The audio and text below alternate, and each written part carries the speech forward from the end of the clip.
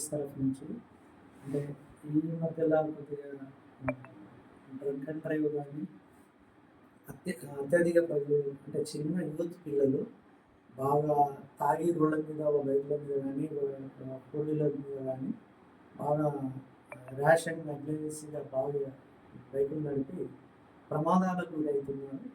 ఆ ప్రమాదాలను నివారించడానికి మేము ఎన్ని ప్రయత్నాలు చేసినా కానీ వాళ్ళ స్పీడ్ తగ్గట్లేదు.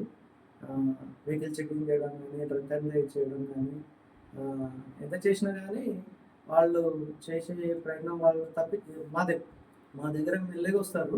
ఆ తర్వాత హెవీ స్పీడ్గా పోయి ప్రమాదాలకు గురవుతున్నారు. ఈ ఈ మధ్యలో మన డవూరు నుంచి ఇంచుమించు నారాయణఖేడ్ బార్డర్ దాకా చాలా యాక్సిడెంట్లు అవుతున్నాయి. వాటిని నివారించడానికి మా తరఫు నుంచి మంచి ప్రయత్నం చేస్తున్నాము. ఇక ముందు కూడా చేస్తాము, ఇప్పటిదాకా కూడా చేసినాము. అదేవిధంగా ఇక్కడ అవేర్నెస్ ప్రోగ్రామ్స్ కూడా కండక్ట్ చేస్తున్నాము.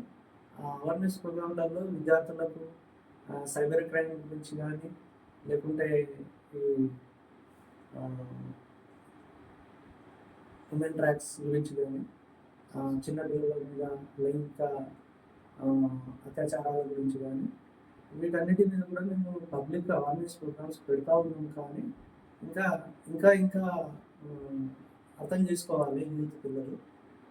ఇంకా జరుగుతూనే ఉన్నాయి కాబట్టి వాటిని నివారించడానికి మా ప్రయత్నం చేస్తాం.